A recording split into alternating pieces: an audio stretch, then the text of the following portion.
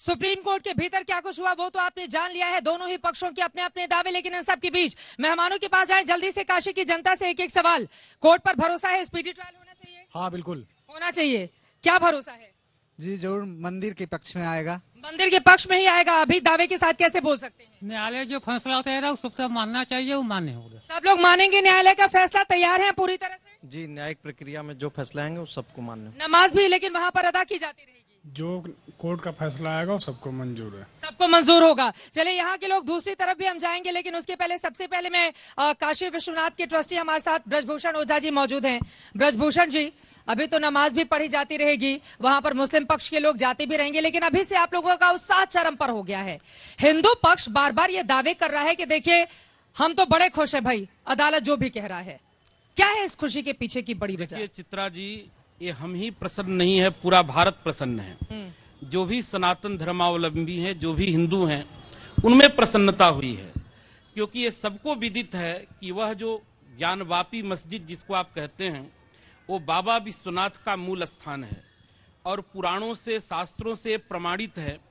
और लगभग 1194 से लेकर के 1669 तक जो आक्रांताओं ने हमारे मंदिर को, आस्था के केंद्रों को तोड़ा है, वो सब विदित हैं। लेकिन सबसे बड़ी बात है, सोमवार के दिन, वैशाख पूर्णिमा, बुद्ध पूर्णिमा के दिन स्वयं बाबा प्रकट होकर के अपना साक्ष्य प्रस्तुत किए हैं। और निश्चित रूप से वो बाबा विश्वनाथ का मूल स्थान है। और जहां तक बात है, देखिए अब बाबा जब प्रकट हो गए हैं, कहीं ना कहीं सुप्रीम कोर्ट का भी इशारा है कि उस शिवलिंग की सुरक्षा की जाए, जो हमने देखा। अब हम लोग जो मांग करने जा रहे हैं न्यायालय बाबा से, प्रकट हो गए इसलिए सुप्रीम कोर्ट ने इशारा दे दिया है, क्योंकि उसकी सुरक्षा की जब बात हो गई है तो निश्चित रूप से वो शिवलिंग है। लेकिन अभी आधिकारिक रूप से कुछ कहना ठीक नहीं है।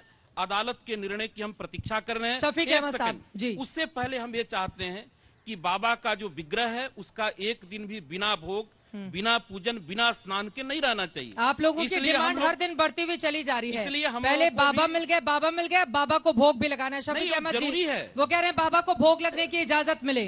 इजाजत मिलनी चाहिए भाई। कोर्ट का जो फैसला होगा, कोर्ट न्यायालय जान रहा है कि हमें किस चीज की इजाजत देना है, किस चीज की नहीं है। जब ये कोई नया पिटीशन दाखिल करेंगे तो उस पर सुनवाई होगी, जो फैसला होगा कोर्ट इनके हक में करे या दूसरे पक्ष के पक्ष में करे। लेकिन जो इन लोगों का पक्ष है, हिंदू पक्ष, ये दावा कर रहा है कि शिवलिंग ही है मस्जिद के भीतर।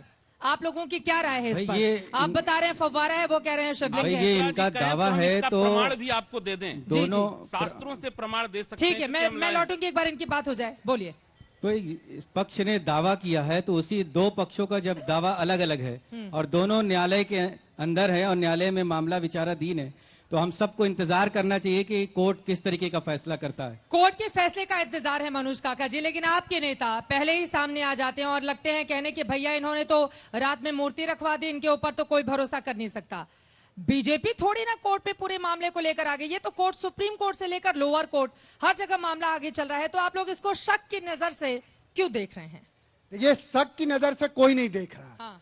जो न्यायिक निर्णय आएगा, मैं समझता हूं कि देश का सर्वोच्च न्यायालय जो न्यायिक निर्णय देगा, पूरे देश के लोगों को उस पर भरोसा है। और पहले भी जितने न्यायिक निर्णय हुए हैं उस पर सभी लोगों को भरोसा। लेकिन सवाल यह है कि एक विचारधारा का चादर ओढ़ करके, और जब हिंदुस्तान के 124 करोड़ लोग जिस दौर में बेरोजगारी के चरम पर हो, जिस दौर में महंगाई चरम पर हो, जिस दौर में रुपया रोज सुबह 20 पैसा गिरता हो, शाम को 14 पैसा गिरता हो, और जिस देश के प्रधानमंत्री एक समय में इस तरह का बयान देते हो सदन में, और सदन से बाहर की रुपया ही नहीं होता, देश की प्रतिष्ठा होती है, और गिरता है तो देश की प्रतिष्ठा गिरती है। तो अब समाजवादी पार्टी ये जानना चाह रही है कि रुपया अपने सबसे बदतर दौर से गुजर रहा है, अब देश की प्रतिष्ठा क्यों नहीं गिर रही है? आपने बात करा कि अच्छे दिन आएंगे, 15-20 लाख रुपया तो यूं ही सबके खाते में आ जाएंगे। कब आएगा? 8 साल हो गया। ज्ञानवापी पर भी बोल लीजिए, जिसकी वजह से मंच पर आप खड़े हैं। बिल्कुल, आप बिल्कुल, आपकी बात सही है। ज्ञानवापी में हमारी उतनी ही आस्था है जो धर्म है, जो हिंदू धर्म है, और मोदी जी भी बार बार कहते हैं जी। और पूरी दुनिया ये जानती है कि पूरी दुनिया में अगर सबसे सहिष्णु धर्म और सभी को समाहित करने वाला, सभी को सम्मान देने वाला ये कोई जो शिवलिंग मिला है वो तो क्या है? पहले तो बीजेपी ने राम मंदिर को लेकर इस तरह की टिप्पणी थी कि रखवा दिया वहां पर आधी रात को मूर्ति, अयोध्या के लिए ही था।